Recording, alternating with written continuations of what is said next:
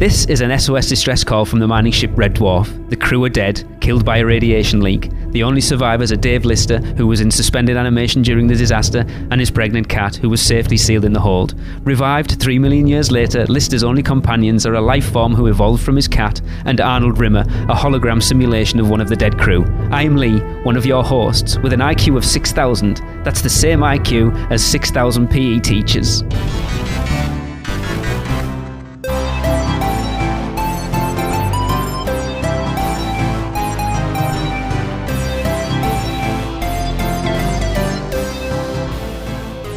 What's up, Smegheads, and welcome to episode 2 of the Thanks for the Memory, a Red Dwarf podcast, where we rewatch every episode of the BBC comedy show Red Dwarf and discuss them. I am, of course, Lee, as I mentioned there, and back with me is my co-host, Blake. Hey, Blake! Hello, and we hope that you watched the first one, and if you're joining us, that, hey, if you haven't watched the second episode yet, you're new to Red Dwarf entirely, stop! Watch it and come back and join us. It'd be awesome to do these along with folks that have never seen them. And for Lee and I, it has been a while since we've actually done a solid rewatch of these. It'd be awesome to get some feedback from people who've never watched it before and are literally watching it along with us. I mean, you and I think we both did the same thing because it's been so long. We watched each of the first 2 episodes twice, which I think was smart, actually.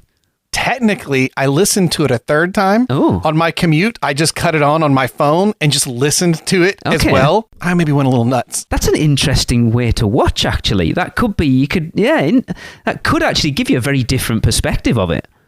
It does. Well, again, I come from a background of working in entertainment and working in theater and stuff. And for me, when I do comedy, pacing is such an important thing. And that's where I hear the pacing, the ups and downs and stuff, and you can really hear it there. And it was just funny. I did it out of it's so, for this podcast, if you're new, and we're still new, we're going to talk through the show and then talk through our thoughts on it. But we always want to, we've got some questions there. We rate the show. We talk about best lines and stuff. And I thought if I don't really delve in, Lee and I are always going to pick the same lines. Right. So I really wanted to almost listen to it a way without watching it and hearing it again. So I don't know. We'll see how that goes. Maybe that's why I got a little analytical on the last episode. But also, like I said, I think I said on the last episode, I think you being from America and me being from the UK will give us a different perspective of what our favorite lines are, because some of them you won't necessarily understand what the hell they mean. There is a line in this that I expect you to bring up. I don't know whether you will. I didn't really get it. I had to ask Tracy, to be fair. And Tracy's my wife, for those listening. I didn't fully... It's the section when Rimmer asks Holly for a haircut. And Holly references, look, I'm not the speaking clock, Moss-Bros, a combination of the speaking clock, Moss-Bros, and Teasy Weezy. Yes, I had no idea what that meant. So Moss-Bros is, I think, a clothing manufacturer over here. I don't know whether they still exist, and I assumed that Teasy Weezy was a hair salon. That's so they literally did a super deep cut. Yeah, maybe even for then. I don't know whether Teasy Weezy is a real thing. I'm going to look it up right now while we're recording. That's interesting. So who is Teasy Weezy? Peter Carlo Bassoni Raymond, OBE, was known as Raymond Bassoni and also as Mr. Teasy Weezy. He was a British hairdresser from the 1930s to the 1960s. Interesting. To the 60s. So that is a deep cut for an AI computer 3 million years in the future. I never even considered that, that he's referencing something that even in 1988 was a deep cut reference from 20, 30, 40 years ago, but then it's supposed to be 3 million years in the future. That's funny. I'm excited to get into this episode because I think you kind of broached it on the last one that we very, very quickly get into the sort of sci-fi lore of Red Dwarf and things that I haven't put it in the trivia for this one because I kind of didn't want to spoil it for those people who are playing along for the first time, but there's a lot of things set up in this episode that are paid off at much later dates. Yeah. This is if you're a fan of the MCU, this is your Age of Ultron in the sense of everything that will come later seems to somehow come out of that particular film. And there is a ton of stuff. There really is. So a quick synopsis. The episode we're talking about is episode 2 of season 1, Future Echoes, which originally aired in the UK on February 22nd, 1988. In the US, it's looking like it's a couple of months past that. It tends to air the same year in the United States on PBS. In this episode, Holly navigates Red Dwarf during light speed, but when Red Dwarf goes through light speed 24 hours early, the crew witnesses strange events and they find they are witnessing future echoes, images of events that will happen in the future. So the actual synopsis for the episode is so just tiny. It could be a Star Trek synopsis. Yeah. And to me, that was the takeaway, which we kind of alluded to in our previous episode. The scope of sci-fi we're going to encounter here, you go, oh, okay, we are going to get into some weird stuff.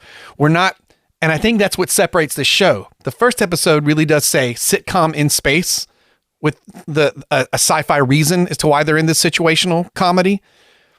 This one goes, oh, the world is much bigger than you realize. Yes, that's a good point. It could have been just a sitcom set on a spaceship, but they've gone way beyond. Yeah, you're right, way beyond that. We're actually going to use sci-fi stuff as the crux for our episodes.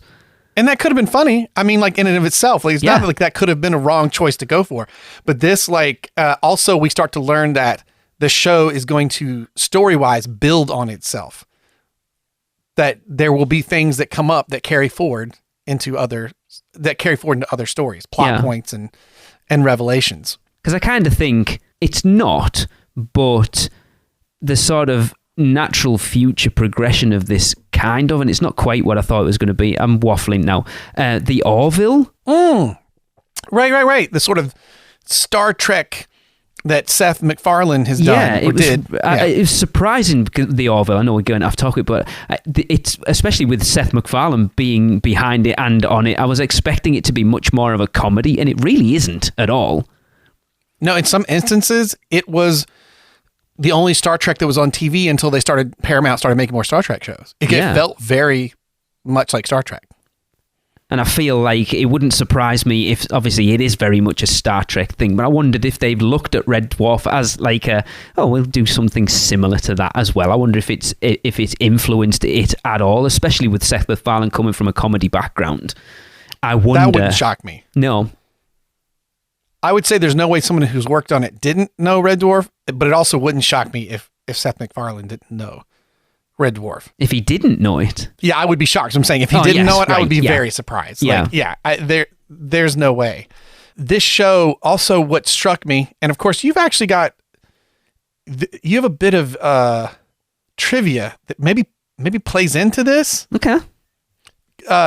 We're not sticking to these orders at all. The previous episode, we were all over the place. To be fair, if it's relevant to the conversation we're having, we can drop them in wherever we want. Yeah. Why don't you drop in your first trivia there that you've got? Because I actually think that plays into this. It does, and it's interesting because, like we've talked about, it hasn't waited to sort of ease you into this wider sci-fi lore, going back to that originally this episode was meant to be episode 4 in this series, but was switched to the second episode because the producers felt that it was the best episode to really introduce those sci-fi aspects. And that's interesting that they really wanted to push that right from the beginning. Well, and I don't know if this means they filmed it and then dropped it, or if they, in the course of writing, like when did they actually film this? I would be curious about, because prior to reading the trivia here, when I watched it, what struck me was, whoa, everybody feels much more settled into their roles in this and what they're doing, like starkly so. So you're thinking that potentially it was so they did all the episodes. They filmed all the episodes, and this was meant to be 4, and then just decided, you know what, I think that would actually fit better at 2, rather than in the writing process of writing it as episode 4 and then thinking, oh no, let's do it. Okay, that's interesting. I wish you'd mentioned that to me before, Blake, because it would have been interesting to have now watched that the second time, thinking of what you've just said, because I just assumed that they just switched it in the writing stage. But yeah, potentially if they've filmed it as episode 4 but then just changed it round, I would be interested to watch that again now, thinking, like, looking at it that way. Well, because it already feels like they're leaning into the performances they're getting more in the writing, as opposed to, we talked about in the previous episode, it feels like these characters are stepping into these lines. Yeah. And how we talked about, and later on, as they work with the cast more, you start to feel like it doesn't feel like anyone's writing it. In a complimentary way. It feels like it's just coming out of these characters, right? Because they're getting better at writing toward how the performers are performing them. And this starts to feel that way to me. So I could be wrong. I'm not sure which way it was. I don't know if we can figure that out. But it does make me wonder if whether they actually filmed it first, or maybe they'd already done table reads and stuff with the cast and switched around. But I will say that is a really smart choice for the second episode to introduce the sci-fi concept, because could you imagine having done the more just kind of sitcom-y 3 episodes, and then you drop this, it would kind of feel like a stark change. So that's smart, because I feel like you do this now, and now you go, and it's I got to be honest, we kept saying, why did we get into the show when we first got into it? You just never knew what the next episode was going to be like at all. And this kind of sets the mood for that they might be small and about an appliance, like a toaster. We'll talk about that later. Yes. Or it could be, like this huge, crazy sci-fi concept.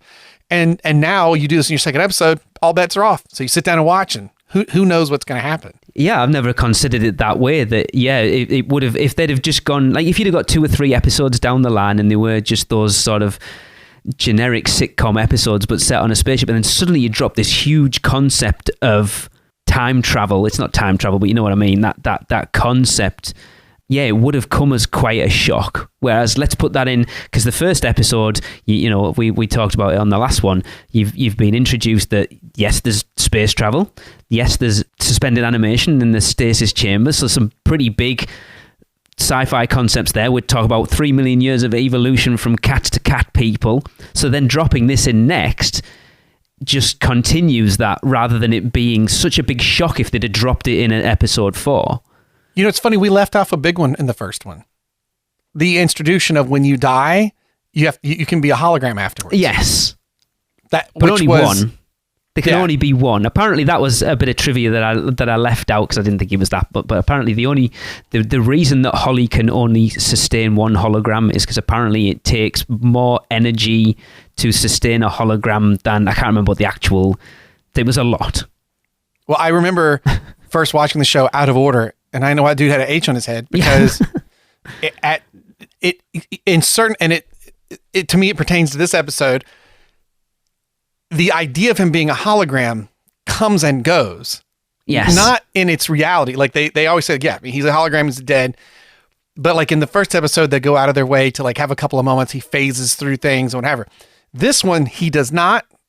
I don't think he has a moment at all. And if you didn't know, you wouldn't even know, because there are times that things have to move out of his way, or him running makes something blow in the wind or whatever. And it's very funny to see in this episode, particularly in his jogging at the very beginning of the episode. Yes. When he comes jogging through, you're like, you're just not a hologram. But they do try to lean into it with the following scene where, he asks Holly for a new uniform, and it appears, and then the haircut, which is where we get to our insult you were talking about, with the whole teasy weezies and everything. And so they do lean into it being a hologram as far as him, being able to manifest these things. But obviously, like, the show's got the budget it's got, trying to do all these green screen hologram, things. Yeah. And if they even write in ways around it in future episodes we'll get to. But it is funny that we didn't mention that one. Were you familiar with the book? Did you ever read the book? No. Okay. So the book came out, I want to say in 88 or 89, which as a kid, I went, wait, there's a book. And as I told you in the previous episode, I'd gotten into The Hitchhiker's Guide to the Galaxy. So Rob Grant and Doug Naylor wrote the book. There's 4 books. The first one, and I think the second one, great. And then they kind of drop off a little bit. They're okay.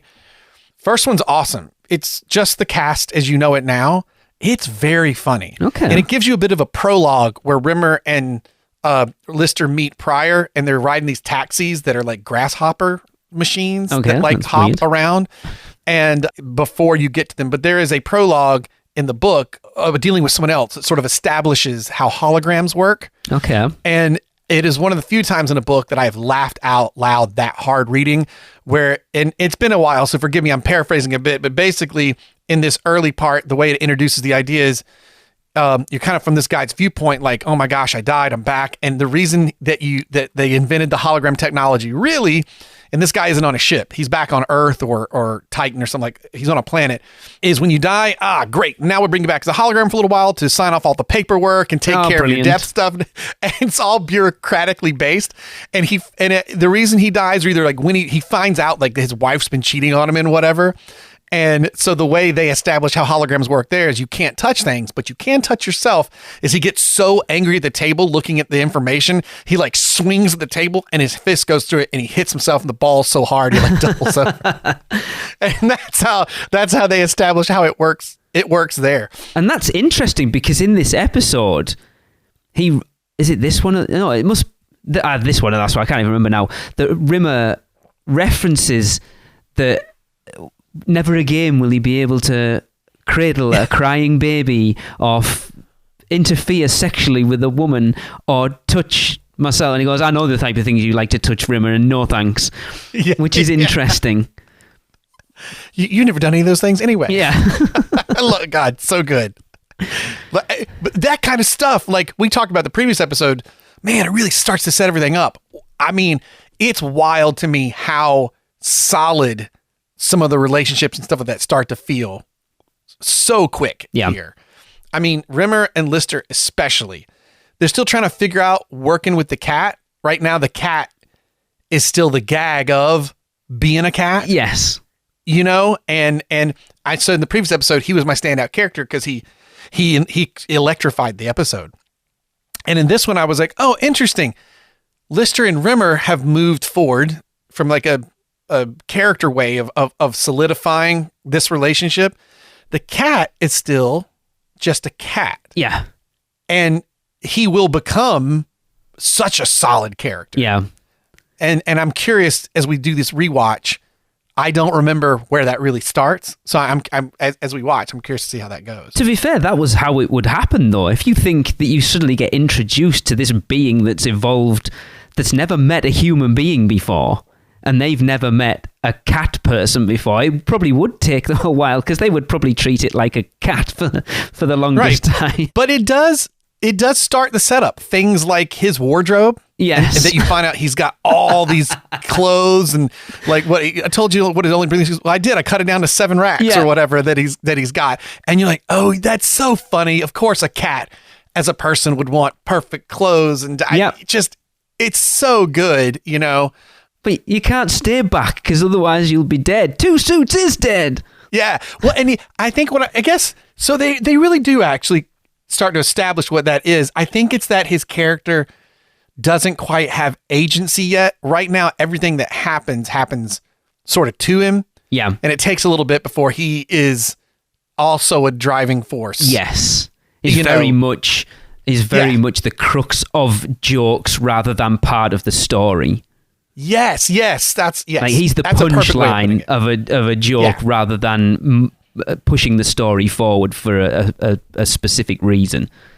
And that just comes with time. And man, Danny John Jules, his timing. I mean, as we go along too, some of my favorite jokes are his. I mean, oh my God, that's put a crimp in an otherwise damn fine plan. It's still one of my favorite lines ever. When we get to that episode, that's the one I'm using. Oh my God. I just love that guy. They just, to be all 4 of them, Holly, Rimmer, Lister, and the cat, all just play off each other so well. It's like you said on the last episode that if it had just been Rimmer and Lister, it probably would have got old very quickly. But then those little triangles of Holly, Rimmer, and Lister, Holly, Lister, and the cat, Lister, Rimmer, and the cat, it all works so well and stops that sort of repetition getting in there, which probably would have done if it had just been the 2 of them.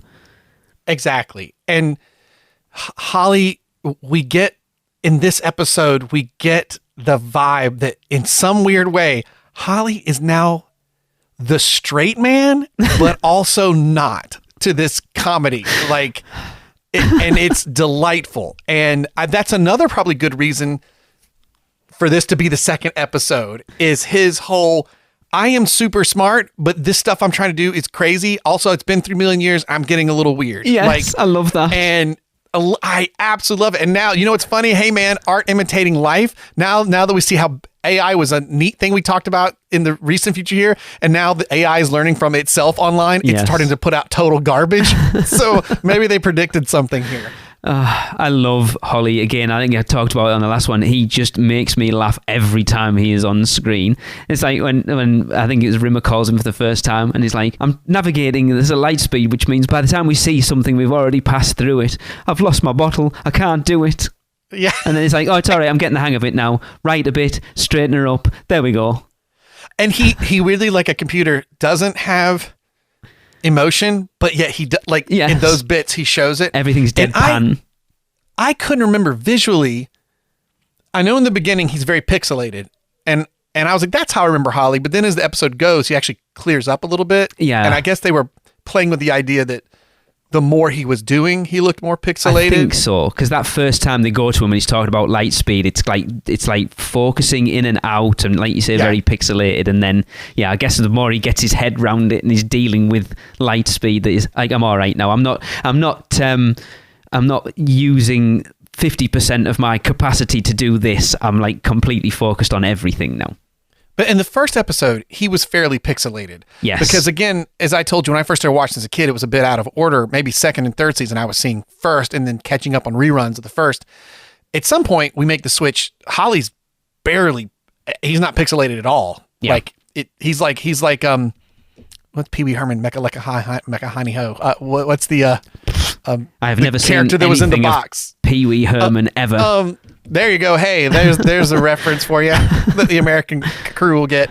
But at this point, there still is like the effort to like make him look like a computer would, and it's a like little pixelated or whatever. Yeah, an 8-bit Holly.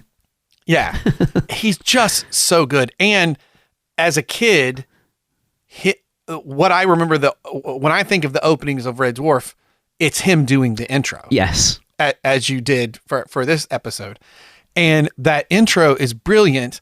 Here's the almost Star Wars like scroll that happens, the crawl that happens at the beginning of Star Wars, except in, audible terms, and then it ends with a joke, which becomes like a running thing he does. But that description, now we talked about in the prior episode, like getting into it, how you got into it. As a kid, the first time I saw a show, that's the first thing I saw was this. Like, what? It's a cat? And then dude drops a joke. I'm like, okay. And then I couldn't stop watching, like, because I was so confused by what I was seeing, and it was unlike anything else that I'm like, again, at the time, contemporary to like Star Trek Next Generation, which is all clean with carpet on the floors. And I'm like, what is this? But Holly probably is the person that made me not turn the channel. And it was late 80s, early 90s, and I didn't have a remote for my TV, and I had to get up and change it. Exactly. Yeah. But he's the reason I was like, well, I gotta watch this. But this it goes back to what I was saying on the last episode of these first 2 seasons, because they didn't have much of a budget. The writing is so clever. The writing is so clever because it's set up that the closer to light speed they get, the further ahead the future echoes they see are. So you start to see the first couple are like literally the one where, well, it probably is deja vu, isn't it? Shakes his head and walks out the door, and then he literally walks in from the other side. He's like, how did you do that? How did I do what? And that scene literally plays out back to back, and it's so good. And then, like, is it after that? Oh, no, is it just prior to that? The shave? Yes. Yeah. Where he's just a little off, and we get him singing a little bit more of the Ganymedean Titan, Lunar City 7. Lunar City 7, the toaster. And another, talkie toaster. Yes, love it. But we get a classic kind of gross Lister thing that will continue to happen. Things like this where you see, I hate this bit. This is where I go back to last episode when I said about the humor being so juvenile at times. Like, it's so obvious and so I hate it. It's the one bit that I hate about it. And the joke referring to is the one where he's going to put spray deodorant on, but it's actually shaving cream. And then he sprays his face and realizes that's deodorant. Not the shaving cream, it's deodorant. And then he's got the shaving cream on his arm. Now, again, this goes back to what I said in the prior episode where at some spots, this just needs cleaning. This joke works if it doesn't go on so long. Yeah. Like we're setting up that he's a slob because after that he takes the shaving cream from under his armpits and puts it on his face to shave. Which, is, yes, he's a slob and also he's the last human as far as he knows. So whatever. Yeah, exactly. Who are you trying to impress? The joke doesn't work because he goes on for too long that you almost see him having to hide the shaving cream. Yes. And you'd be like, why wouldn't you have noticed it? Yeah. When all you got to do is if he I was about to show you an example, but it doesn't matter. This isn't a visual thing. But like, if he just puts his arm under, starts it, and then takes up the spray can with the other hand to do it at the same time. Yes. And says, I'm gonna meet and time, shh, and goes and stops, pulls the other one out. There's the shaving cream. That's funny because it's fast. Yes. Sets it down, still gets it out, puts it on both hands and slaps it on his face. The joke still works. It's just faster. And that's exactly that thing from the previous episode where my theater brain gave it a slightly lesser score because some of the pacing's weird. Yeah. And there's a hangover. And again, but from a knowing the show holistically as I do, I have a weird joy in seeing this bad timing because I see how much better it's going to get. Yes. If that makes sense. Because the subsequent, because that is what would happen. He'd shove it under, he'd do both at the same time. And you know what? That would work. Yeah. It's not. So a lot of times I find when the jokes don't work on here, they're not bad jokes. It's the just setup yes. or the timing just is a little off. That makes sense. You're right. Yeah, that because it is, he's got his arm and it's like squirting for quite a while. And yet, like, you can see he's keeping his t-shirt down, like, to hide the fact that he knows that it's shaving foam at that point. Yeah. Oh, can I bring one up from the prior episode? Okay. I totally meant to bring from a directing thing. It's the early bit where I forget the name of the tool, the piece, but Lister asked Rimmer. Is that a 14B? Does that look like a 14B? No, that's a 14B. That's a 14F. And then what makes me nuts is he's picked the second one. He's got the second right one in his hand. And he never switches hands. He just like yada yada, and then he looks at the two and can't remember which one is which. Oh, see, I got that completely differently then. The way I look at that, and I love that. I actually put it in my notes, but we went so long I didn't actually bring it up. I love bringing them up in this episode. Yeah. I gathered that's how that Rimmer is a dick, right? And he was just wanting to have a go at Lister, even though Lister gave him the right one in the first place. Oh, that's how I saw it.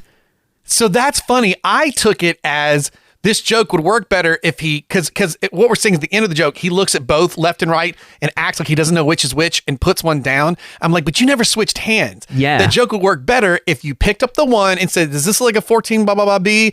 And then pick up the other one that looks the same and says, no, this is a so-and-so B. And then you put both in one hand, continue admonishing Lister by pointing at his face, and then look at the two in your hand and be like, and go. So that's funny. I read it as a joke that would hit better if you tweaked it, and you read it as a completely different thing. I read it that he asked for a 14B. Lister gave him a 14B, but he didn't want to think that Lister knew what he was doing, so went, that's not a 14B, this is a 14B, and then looked at them and went, oh, no, he's actually given me a 14B, and then puts the 14F back. Now, if we can get a show writer on the show, yes. will they remember what the correct version was? Because I would love to find out what they had in their brain. Can you imagine trying to pick someone's brains from something they wrote 36 years ago? Well, now you're just, this is another thing I love doing the show with, because I love, that had nothing to do culturally. That was just two different brains. Yeah. Looking at something from different angles. Because I love that scene, because it's like he realizes, or at least in my eyes, he realized that, oh, he's actually given me the right one, but I don't want to give him the satisfaction of knowing that he gave me the right one. Which is very Rimmer. What did I write down for, I wrote something here. It's kind of what we're talking about, how oh, it's so clear now. In this one, this does not feel, and I all of Red Dwarf, except for like, I think a couple of times there's a cliffhanger. It is implied to me that weeks, months have occurred between episodes. Yes. That we are just looking at them trying to live life. And one of those things are kind of this Rimmer and Lister relationship, where in this particular episode, it is clear to me that they have settled into a bit of a routine and have lived together for a bit. Yeah, which makes sense with that being episode 4. Right. And it changes from, you are someone that annoys me on a ship full of people I know, to, you're my roommate that I've signed a year lease with and I can't get rid of you. Yes. You know what I mean? And we're Yeah. like, it just changes because he's got no outlet. He's got no buddies to go hang out with or whatever. And you feel that. God, you just feel it. Where Rimmer just wants to be a jerk to Lister. And is this where maybe, even though Lister's a little is grubby, people start to fall in love with him more because Rimmer sucks so much? Probably. That you're like, dude, come on. I'd rather hang out with this guy than you. Yeah, Rimmer's such a douchebag, but I love him so much. Mr. Barry is one of the finest performers ever. I don't know how anybody else could make somebody so loathsome that I love so much. Because there's a bit because he's so inadequate. Yeah, well, there's a bit that goes back to you saying about his imitation background when he does the whole death isn't the handicap it used to be in the olden days.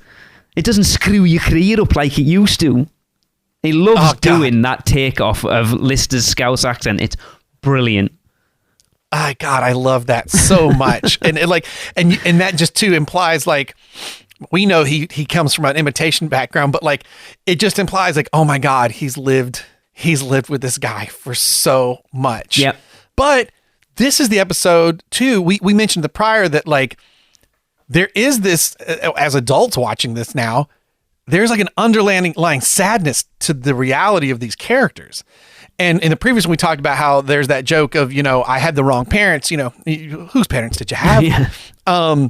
But in this one, there's a joke where, it's getting his haircut, where he says, listen, my dad used to say nothing makes a day better or something like that without your boots and then a nice short haircut or something. And he goes, right before that, nothing to make you, I don't know, be better, happy or whatever it is. The awful suicide business. I'd never picked up on that until now. Yes. Well, because now you're not going to drop a self-harm joke these days, right? Into something. It just doesn't happen. But to hear like just before that awful suicide business or that suicide, and you're like, wait, his dad committed suicide? Wow. It's like, whoa. Like it was there, but it didn't really strike home. And the more you talk about that sadness behind the character, yeah, that totally makes sense.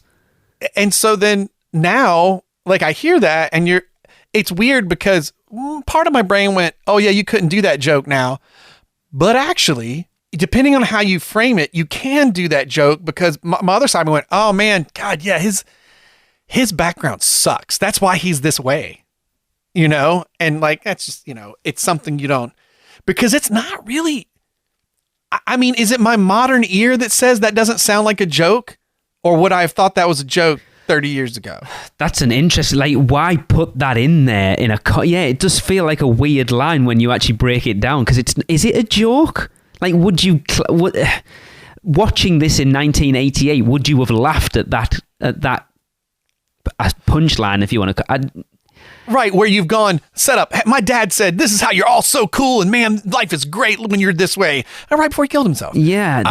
I could see that as like a very Monty Python or yeah. It definitely reads like a nihilistic Douglas Adams kind of joke that would be in. But when Douglas Adams would put something like that, I can't think of a good correlation. But when he had something that nihilistic in Hitchhiker's Guide, it has a point too. You know what I mean?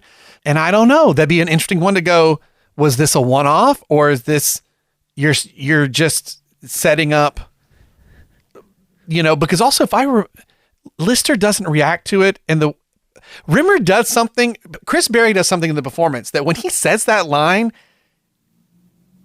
it doesn't read. It reads to me like it's affected. The character is affected by remembering that. Okay. and not in a big, huge way, but just that I don't know how to explain it. And again, I don't know if it's my ears hearing it at this age here where, I mean, people deal with terrible things. Gosh, Lee, our show goes places I don't expect it to go. And what I love is, though, we're talking about, so we've talked about how Red Dwarf evolves over time. You can already see how this podcast's going to evolve over time, because this thread now of talking about the things that have happened to these characters in their past that have affected their present and their future is going to be a thread that we'll probably carry through every episode now. And I think it's a testament to, we got to keep going through episodes, that might be a core thing that all the creators and writers along the way that worked on it, they managed to hold on to that thread with these people pretty strongly. Yeah. And another character that we'll get to meet in a couple soon that will become part of the cast has their own sad background. Do. You're right. And it stays part of it. Like every one of them, even Kat to a certain extent, because I don't know whether we find this out. I don't know whether this is spoilers or not, but he's the only one left. Yeah. No, he's not. Well, yes. But kind of. Let's just say there's not many of his kind left. As far as he knows. Yes. Like, he's on his own. It's taking that thing, isn't it, when you look at Winnie the Pooh, that no one looks at how sad Tigger is. That Tigger's the only one, and then you realise it's like, I think whichever movie of that where he goes out to look for more Tiggers, and then he realises that how depressing it is because I am literally the only one left. Right, where it sounded like this happy thing that he would it talk really about. Isn't. Well, and again, I keep bringing back Hitchhiker's Guide to the Galaxy, but the premise of that story is an awful, awful thing for this last human, right? And that he's witnessed and been through, and so traumatic and so horrific, and we're doing this comedy story around it. And I guess I just really didn't think about that until we're discussing it. I mean, it definitely hit me, that joke about Rimmer's dad, like, apparently committing suicide. And I know stuff about his family will pop up later, so I'm curious as we go along if that pops up again. That'll be, to see whether it's the suicide's referenced in a future episode. That will be interesting, actually. Because clearly you have a character that, even though he hasn't gone deep into it, off that line and everything, and the way he talks about wanting to get the short haircut because of his dad, is a character that was just concerned about making sure that his, like, not awesome parents thought well of him. Yeah. So we scratched a corner I didn't expect to hit on a Red Dwarf podcast. Going off that a little bit, going back to the haircut, there was one of the lines I really like. Let's pick this up a little bit because we've gone a little depressing. I like it though, don't get me wrong. When he walks in the first time after Holly's giving him the beehive, yes. and Lister's pissing himself laughing at him, and he's like, what the hell have you done? What the hell have you done? Rimmer's like, I want to feel like a man. He said, you'll probably get one looking like that. Yes. And like, like the line is just so. I love it. Yeah. That was my from the previous episode. It was he's smoking a cigarette. No, it's a chicken, and it's like it's that kind of like just bam, and that only by living with someone long enough that you don't like that you're insulting, because also that's interesting, right? He can't punch it. It's not like he can make the Rimmer so mad that Rimmer can do anything about it. He can't literally do nothing about it. And conversely, Rimmer can say whatever he wants to Lister because he really can't do anything to him. Yep. So like, it's like if you had a roommate that it didn't matter how upset you got at them, you could say whatever you want to do because they can't do anything about it. Like, it's an interesting premise to be in. It's like they're saying out loud all the things you might have wanted to do. Absolutely, because you can say what I want because you literally can't do anything to me. Yeah. Going back to the sci-fi stuff as well, the wider thing, it really does lean into heavily that sci-fi, that they go down the route of, obviously we find out that as far as we know, Rimmer witnesses Lister getting blown up in the drive room. But then we know that the cat's going to break his tooth, and that if Lister can stop the cat breaking his tooth, then he can stop himself getting killed. But it is his interacting with the cat that breaks the cat's tooth in the first place. So it's like, if he didn't do anything, the cat wouldn't have broken his tooth. It's my favorite thing whenever they do time travel stories where it's like, you know, the whole like, well, we got to stop this. Oh, by stopping it, we made it happen. Yes. Well, wait a minute. Then if we didn't do anything, it wouldn't have happened. But that meant we had to have gone back in time to mess up time because, and it creates like the paradox, right? Like what would have happened? And it sets that whole, and you know, what's interesting, Red Dwarf, as we continue along, is very, on one hand, it's loosey-goosey with its sci-fi. On the other hand, it's very tight. There are no aliens. Any creatures or stuff are things created by humans, like whether they're genetic experimentations or whatever. You know, we don't get into a Star Trek world where there are beings from another world. You know, it's these cat people, but they've evolved from cats. Yes. Or it's this crazy looking creature, but then you find out, oh, this was a thing made by a science whatever, and maybe it grew up and evolved to look an alien thing, but it still ties back. Yeah, I'm trying to remember. I know what you're referencing there, polymorph, and I can't remember the story behind the polymorph, so I will take your word for it at this point. Yeah, and unless, again, I didn't see the stuff in 2017 and 2020. I didn't see those yet. But my understanding was one of the rules I said earlier was we're not going to do aliens and stuff. Like everything comes from people. Now, whether they stuck to that, okay, it comes from humans. But so they do tight rules like this time travel stuff. Yeah, and that goes beyond it just being a dumb sitcom. Well, it's that thing where like if you give yourself restrictions, like the budget, right? You made the good point, low budget, so they wrote the crap out of this episode. Limitations are what makes stuff awesome. Absolutely, they've got that limitation of the budget, so they have to focus on. We have to make these characters. I don't know if likables. We talked about it. You do fall in love with them. Somehow, but they're not anti-heroes on the surface.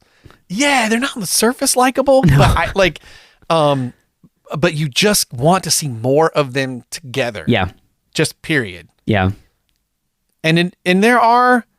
See, in this episode, we said prior, you know, Cat is not.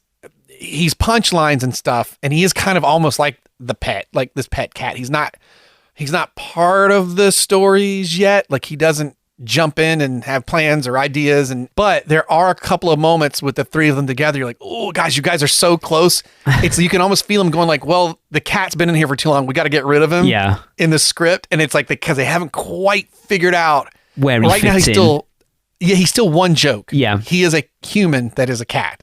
And then eventually, you know, he really starts to get muscle. But it does, I feel like it starts here. With the racks of clothes and all that kind of stuff. Such a good episode. I don't feel like we've done it justice at all talking about the actual episode, like the story itself, because let's be honest, we'd be here for like 2 or 3 hours talking about it if we really broke it down scene by scene. But this episode is probably my second favorite, or at least that in my memory. My favorite episode doesn't come until the next season, and it's very similar to this one, I feel. Funnily enough, Waiting for Someone? The episode that this podcast is named after. There you go. It's very similar in or kind of similar in its premise. I love that episode, and this one is probably a second to that one because it's all about the writing. The writing is so clever off a very basic premise to write such a well-told episode. And it promises something. So, as you said earlier, the echoes get further out. And then at one point, Rimmer notices, Rimmer the cat notices the picture on the bunk of Lister that has Lister holding 2 children, twins. And does it have the name on it? No, their name? No, because that's when he sees old Lister. Right. So we do get the establishment that he loves zero-G football, and Jim Bexley is like the star of zero-G football. Because we see the picture of them together, right? Yeah, Jim Bexley speed. Yeah. Because I love, sorry, just to cut in, but I don't know what it is. I have this weird thing about how lines are delivered. So if ever I watch a trailer, the original trailer for Deadpool, there's a line in that trailer that's in the finished movie, but it's not said the same, and it doesn't hit for me the same. And I have this weird thing about lines being delivered in certain ways, and it's just the way Lister, babies, how do we get 2 babies? And I just love how he delivers that line. Yes. But to me, that's the Future echoes. That's the future of the kind of delivery that we start to get consistently out of him as the episodes progress. But you know how to get two babies, and I love the whole like, I don't know, but it's going to be fun finding out. You know, especially when you know how you find out. It's like, yeah, okay. And this show, I mean, so as you know, obviously as we get to the end of the episode, he's told by his older future self to run downstairs and bring the camera to take the picture that he sees on the wall, and it's of himself walking out going, here's your two kids, Jim and Bexley, you know, like, and it sort of explaining how those kids are getting the name, because this circles back to what you said. Rimmer doesn't see Lister explode. He sees his son explode. Which apparently is even changed retroactively in a later season. Oh gosh. So when reading some of the trivia for this episode, apparently that fact is changed later on. But see, love that it stayed part of it. Yes. Again, even the promise of how does this happen? It's going to be fun finding out. Again, watching sitcoms at this time, you just did not have a continuing thread of a story. Right? At all. The only time that ever happened would be like, oh, I guess, you know, ratings are dipping. Let's have these two characters have a baby together, right? That'd be like the only thing they do. And while in a way, this is kind of a play on that. You're going, okay, well, this story is promising it's going to go somewhere with this. I can't wait till we get to it. Yes. And then what happens after it, it's just handled so funny to me. But I like it. Like I said, it makes a promise. It does something to me that sitcoms at the time did not do, and it made it feel like I was watching something special, because this was not just because it was a British show and I'm living here in America, but like it was doing something different beyond just the accents and the calling people a goit, which we haven't even gotten to. We haven't. Yeah, I tell you what, I don't know whether it was just me, but watching this episode. I was like, so we're seeing 171-year-old Lister. So they're still on. So the idea is that they're supposed to be traveling back to Earth at this point, but Lister's still on the ship in 150 years' time. And I don't know whether that's something that they ever considered when they were writing this episode, and they just did it and didn't think about the consequences, or whether they did. Well, something else that's in this episode that you go, wait a minute, this never comes up again. It's going to be a long trip back. So let's put Lister and the cat in suspended animation. Yes, and they don't. And they don't even say why. Like, it's not like that part gets broken or whatever.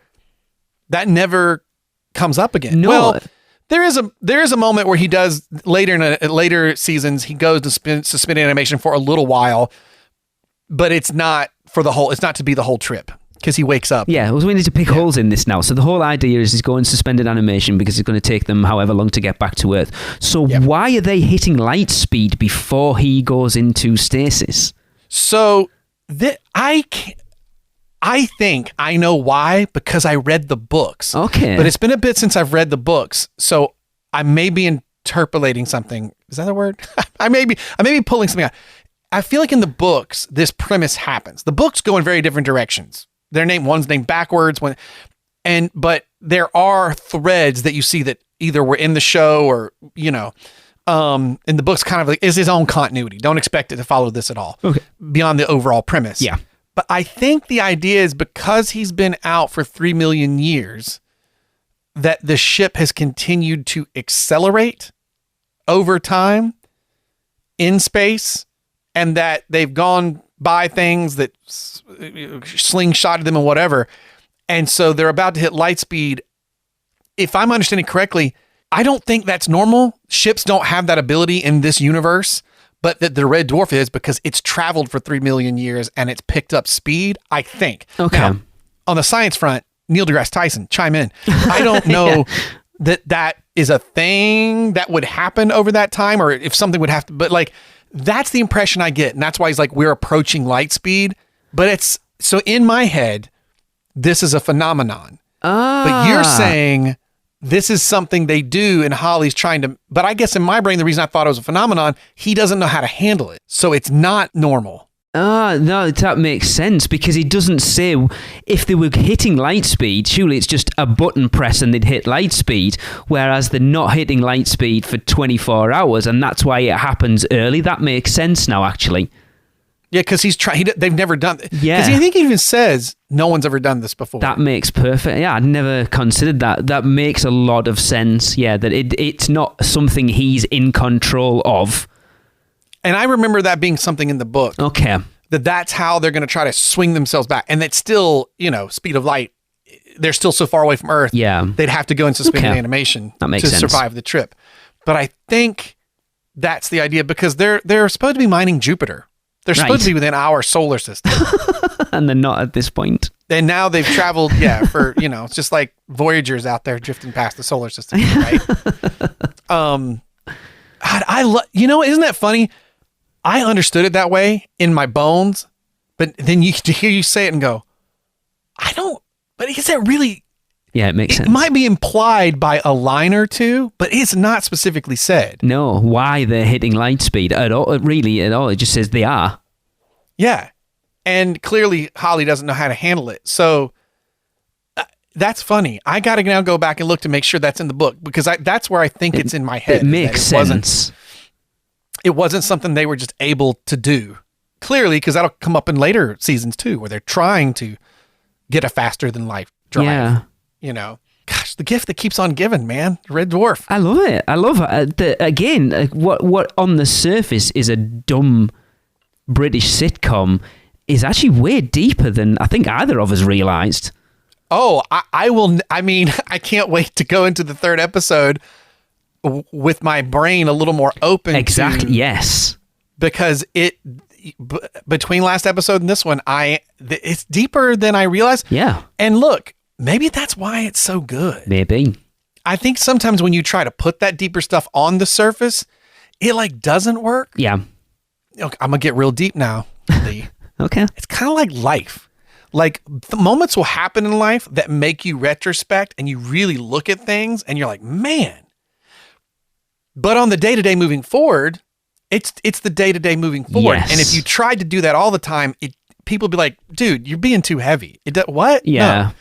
But every now and then these little things happen that make pauses. Maybe it's been a long time since you've seen a friend or whatever that just, you get a glimpse of that. Yeah. So maybe that's why this works Maybe. is they've kept that reality of the undercurrent of kind of what is real just under the surface so that the comedy dancing around the top, as ridiculous as it all is, our brains don't reject it because it's still, there's something kind of real about it still. It still feels correct. I love that. I mean, I have met Rimmer in middle management form at other jobs. All right. Not any ones that I talked with you on your previous pod about. Love all those people. Promise you guys. Wasn't there. But I have experienced that. And so you're like, I know that guy. Yeah. And that's why it works. Right? If you can keep just enough of the reality into it. And they do such a good job of, if you just hear Holly's explanation at the opening of the show of what the show is, people are like, what the hell is this? Exactly.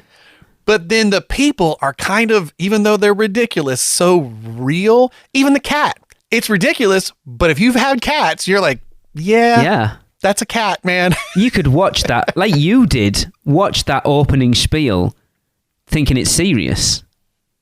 Oh, yeah. Because up until the punchline, it kind of is. And then you get my IQ 6,000, which is the same as 6,000 PE teachers, and you're like, okay, what is this? Oh, my God. Well, you know what? That's a good segue. You did the first trivia. I'll do the second one because you just brought up Holly again. So the only other piece of trivia that we really had was in the first episode, the end, Holly is only seen in black and white. Although, man, I got to go back and look at my copy. I didn't think that was the case. Do you know what? I put this in there because it was in the IMDb thing, and I must admit, I want to question it as well because I don't think it necessarily is either. Maybe it's washed out a lot more. I don't know if it's black or white. I don't think it's black and white. I would agree with you that the colors washed out a little bit more. And it does make sense if they filmed that first episode and had a little bit of a gap and filmed the rest, which a lot of times happens with shows like this. Because that was the trivia. It says in the end, Holly is seen only in black and white in the first episode. And then since episode Future Echoes on, Holly is seen in color. I do think he's brighter. and he's a little less digitized. Yes. And I will agree with that. I think he's more digitized in the first one. And the exceptions are Holly's opening SOS message and the first dialogue with Rimmer requesting a new haircut. Yeah, it's going to be interesting to watch the next episode, knowing that what we discussed earlier, that this potentially being episode 4, and we don't know whether this was filmed as episode 4, to see if there's a backstep in how Holly looks in the next episode.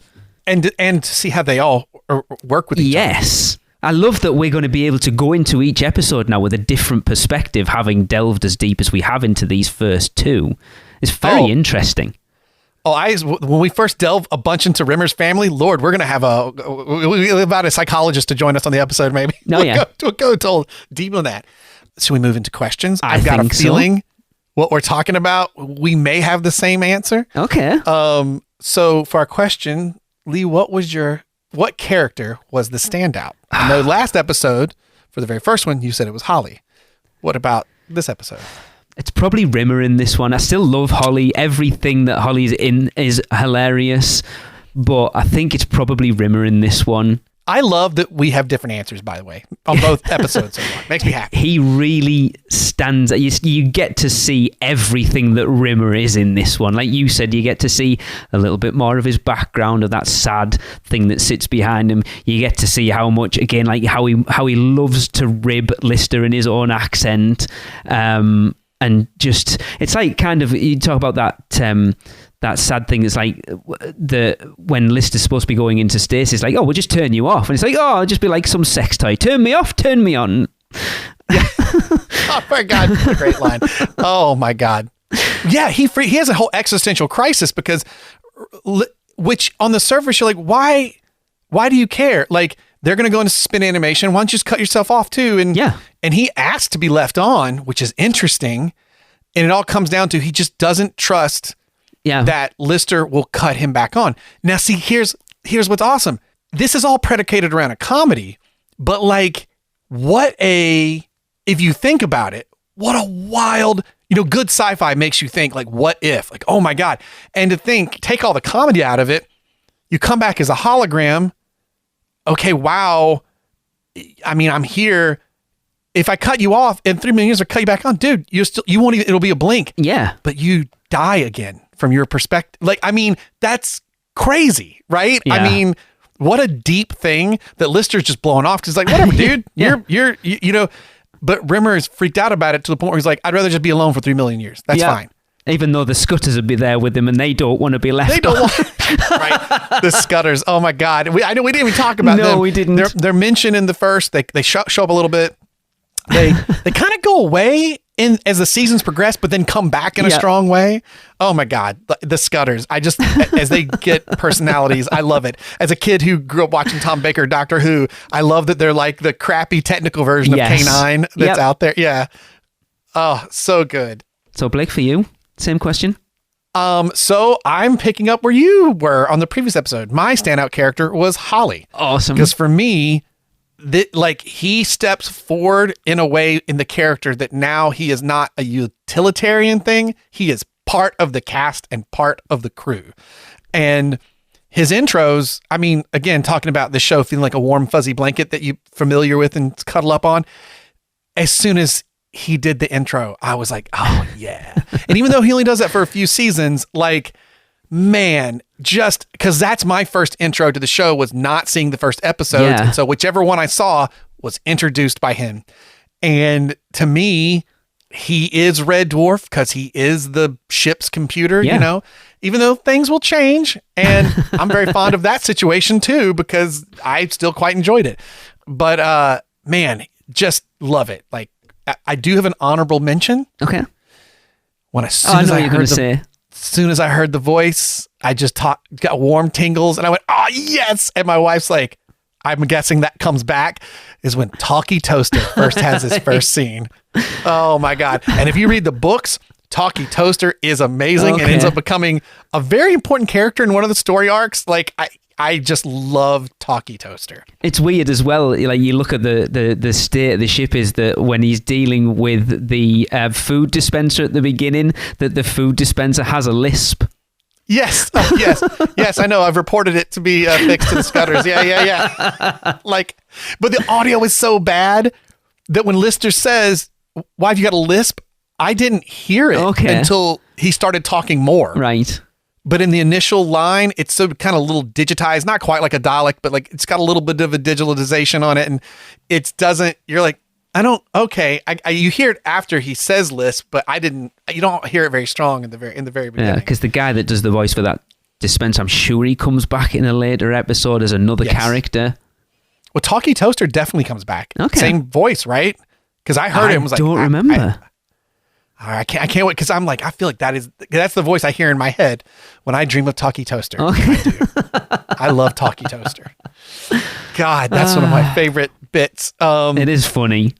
Well, because this show, one of the growths that it makes that happens that I'm now as we're watching these, I'm like, oh yeah, we were just talking about this episode.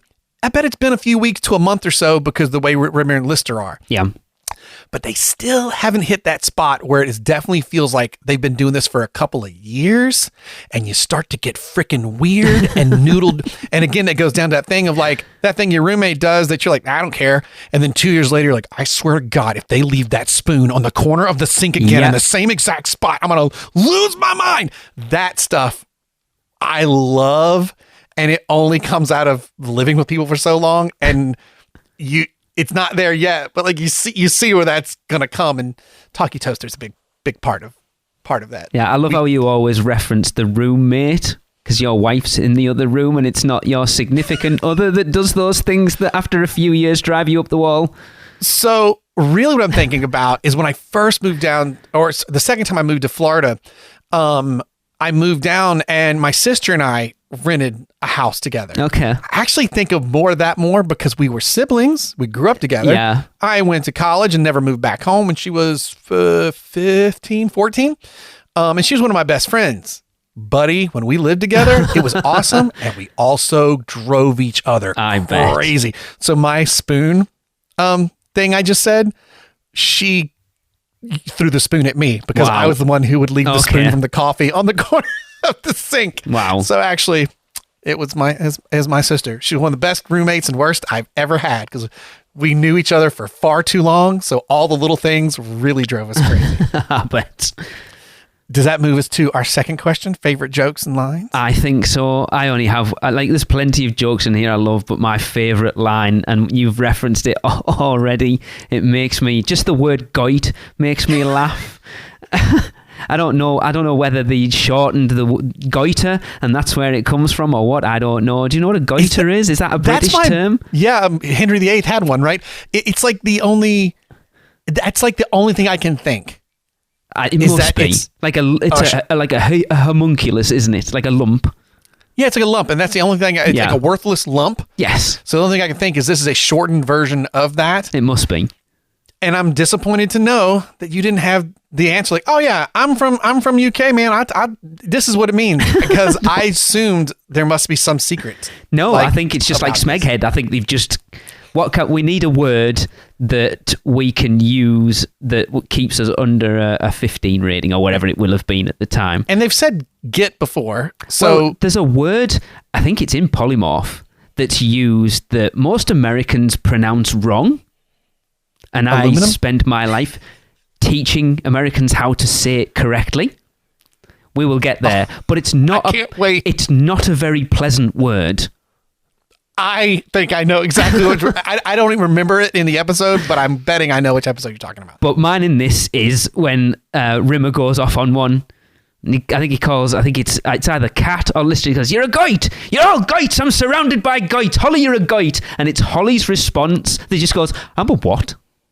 Just deadpan makes me howl every time I watch it. And then, of course, Rimmer comes out with a new haircut. Yeah. Yeah. It's hilarious. So mine was, it's funny, I wrote down, we talked about in the previous episode, but I wrote down, ask what Gordon Bennett is, but we already talked about that. Yes, we did. I kind of have a couple. I went more one-liners in this one. 6,000 PE teachers. It just set the tone for who Holly is. Kind of goes back to my original thing about Holly being a standout for me in this episode. But the IQ of 6,000, the same as 6,000 PE teachers, it just set Holly. Like, perfect delivery. one that when it happened, my wife goes, "That is where that comes from. I'm gonna eat your little fishy," because I for my whole life since seeing this show, like I'll sing that if like some goldfish are out and I'm gonna snag one of the goldfish crackers or whatever. Like brilliant. Yeah, always. And as soon as it started, it was like just flashback. So the one that really got me was one that I had never heard it as an insult as a kid until, or not an insult, but heard it like this. We just don't use the phrase this way or the word this way. And then of course, like subsequent viewings of Monty Python and thing, I totally saw it as a kid. But when Rimmer is looking at his tall beehive and he goes, "I look like a tit." I had never heard tit used like that before. Oh yes. Yeah. We use and of that. course, exactly. And I remember losing that as a kid. It is funny. Yeah, just absolutely losing it the first time I ever I think heard that. The actual line, which is even funnier, is, "I look like a complete and total tit." Yes. Yes, you're right. It's brilliant. It's delivered so well. It is such a Rimmer delivery. Yes. The way he says it, that again, like I said, with some of the stuff Lister did, stuff that you go, God, that kind of delivery is just, there's just going to be more of that and more of that as it goes. I have an honourable mention. I do like when they're talking about Lister's death and Rimmer says something and Lister goes, "So I blow up then?" And he goes, "Well, parts of you do." Yes. So that's a perfect encapsulation of the kind of humor that becomes like prevalent through the entire episode. It's very British. It's so British. Yeah. Like just those off the cuff one line retorts are just it's the definition of British humor. Oh my God. I'm so glad you asked me to do this show. I'm looking in the best mood. I can't wait to watch the rest of them now. That's the problem. I know. I had to hold off. I was going to watch episode 3 last time. I went, no. Yeah. I'm going to wait and do episodes and then I'll move to the next before I watch them. So speaking of, how do you rate this episode out of 10? We should have called it something, out of 10 smeg heads, out of 10 red dwarfs or something. We'll come up with something brilliant later. I think it's definitely an 8. Definitely a solid 8. Maybe even a 9. It's so good. I think, again, I'm trying to do what you did on the last episode of kind of look at it as itself on its own, because as a wider thing, it's a 10 out of 10. Yes. In its context of the whole show. Totally agree. Yeah. If the first one really set the world, this set the people. Yes. Of the world very strongly. But just as a singular episode, like an 8.5 or a 9. My favourite episode's coming up next season, and I'm saving 10 for that one. I'll give it an 8.5. So that's funny because I was starting to score things higher and went, wait, I know what certain things mean to me in other subsequent episodes. Yes. I need to hold off. If I've got one in my head that one particular episode that I'm like 10 out of 10 million. Like, this is like, I need to make sure that like I don't go too high to start off with. So it's funny. I kept floating between a 7 and an 8 and a 7 and an 8 because I was on the same. I was like, it's really settling things. It's really like and again, people are so weird about how they score things. A 5 on a scale of 1 to 10 should be fine. Yeah. 4 is when you're like, less than fine. And then it goes down. Yeah. So when I say 7 or 8, it's always funny when people do top 10 out of 10. A lot of times it's like what they really mean is 1, I hate it. 7, I didn't really like it. 8's okay. 9's really good. 10's great. And I'm like, then why didn't you make a scale of 1 out of 5? Yeah, right? exactly. We should have done. looking at out of 10, you almost pushed me to an 8, but let's be different. I'm going to stay with the 7 that I originally put. Okay.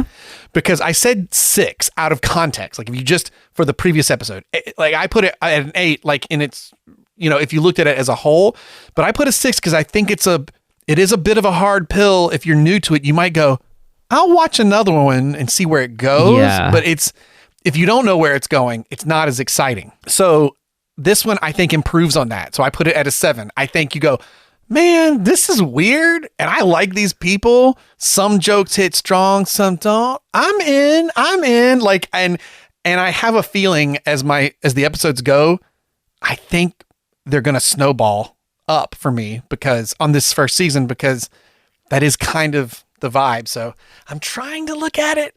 I'm trying to score it as if I'm a little outside of it, which is hard to do. But there are moments that are just 10 out of 10 in this. Yes, like you said, without a doubt. Where you're like, that's it, man. That's where it's coming. God, I love it.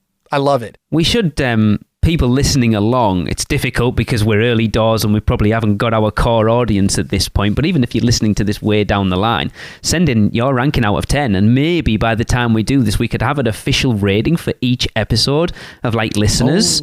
That could be interesting. Awesome. And then do like a top 10 episodes of all time as voted for by our listeners. That could be fun. I love that. I think that's a great idea. I just, this show, I forgot how happy it makes me. You and I talked about it when prior to recording one of the episodes on your other pod. Right? Isn't that how it came out? Like we were just chatting. I think it was while we were on, like recording it. You brought it up. I can't remember why, but we were like, "Oh, interesting. You like Red Dwarf? Cool." And it sat in the back of my mind for so long. And what was it? 10 days ago or less that you reached out and were like, hey, you want to do a... It was a week. It was a week ago. It was literally this time last weekend that it all came together because I was at the football messaging you back and forwards. I had no idea. I forgot how happy this show made me. So like I have been like so excited about it. And then like, I mean, I just love this show. And I hope as we go, because we're having some good conversations about it, we get to the nut of, for each of us, it'll probably be a different reason, but you go like, that little essence there is like why I love this so much, because there is just something about it. And in the States, as you mentioned, didn't hit here, but man, the people that did get exposed to it and chose to jump in, they love it. You know, so it is it's an interesting thing. It really grabs you, or not, like over on this side of the pond. Yeah. Something I meant to ask in the prior, when this launched and you first saw it in the UK, was there buzz about it? Were people enjoying it? Like, Blake, you're asking me to remember what happened 36 years ago. I don't remember what happened yesterday at this point, to be fair. I honestly don't know is the answer. I mean, I was a kid at the time. I genuinely don't remember. It's weird because you're going back to a time where, how did you quantify buzz back then? It's not like now where that's true. Do you know where you see buzz because people are talking about it on Facebook or Twitter or Instagram? And it's not like you were at a job where like, hey, did you see this last night? You know what I mean? That's about the best you would have got. And I wasn't. I was a kid at 12, which to be fair, you'd think we were talking about it in the schoolyard. But again, my memory is not what it was. Let's just say that. So I honestly don't know. That's a really good point. Like, as a kid, obsessed with Transformers. Yeah, me too. But too. at the time, I didn't know how big it was. It was something I loved. Yeah. You know what I mean? Like, it's not like I had a concept of, until now as adult, watching these, like, the toys that made us stuff, you go, oh my God, it's crazy how many whatever they sold of this or what have you. You know what I mean? So, like, yeah, you're right. You just like what you like, and a few people at school or whatever might like it as well, but as a wider thing, you have no idea at that point. Yeah. So yeah, it's difficult to know like how you would have even quantified a buzz back then, because it's not like it is now. You're only in touch with, back in 1988, the only people you had connection with was, you know, your small group of friends, or like for me, the people you went to school with, and your parents and stuff weren't talking about stuff like that, because as you've probably noticed, that the difference in age gap now, back then, if I was watching something as a kid, as a rule, my parents weren't watching it because they didn't. Do you know does that make sense? Whereas, like, the difference now is we're a generation who grew up watching Transformers and playing with toys and playing with video games and going to theme parks, and so we have a much younger outlook on life now. So it's different. So the people that you would interact with who would have liked something like this is a very small group of people compared to now, where you just go on Facebook and if something's popular, everybody's talking about it. It's like right now, my mom's like, I don't get it. When I was a kid and I'm like watching Doctor Who or whatever, and now my mom's like, oh my gosh, have you seen the new Doctor Who? Yes. I love it. Yeah. You know? Yeah. And it's like, wow, that's so funny. Like, and of course, you know, because of Marvel and whatever, my mom knows all the minor superhero characters I read about as a kid that I can't believe she knows the names of now, right? So, she was kind of forced to learn who Optimus Prime and Megatron were because I didn't shut up about them. But mostly because I was like, can I please have that toy? Yes, that's where it was with me. So it's fascinating. I mean, obviously there was enough buzz, even that term didn't necessarily exist then, but they kept doing seasons, and until 2020, they kept trying to make things happen and did stuff. So I mean, that tells you how popular it was, that they, even when it ended in speech marks, they still managed to crank out another 2 seasons, I think, plus like an hour and a half special only 4 years ago. That's the crazy thing. This thing started in 1988, and the last thing that came out of Red Dwarf was a 90-minute special that came out 4 years ago. And I've never seen it. Really? I'm excited. There's a little something I've got dangling at the end that I haven't seen those yet. I will say you can tell that there was a lot of time between because middle-age spread happened for a few of them. Let's just say that. Oh yeah. Not everyone is Harrison Ford and can walk back into being Han Solo. The character that we have not talked about yet that becomes a mainstay, he enjoyed his food a lot. Yeah, gotta get some change the costume a little bit. His costume didn't fit as well as it used to. Bless him. Which is just perfect too. Speaking of, I downloaded a long time ago a cooking competition that was filmed during season 7. Okay. Where the cast in character cooked a curry dish. Awesome. That is awesome. Do you know what I'm talking about?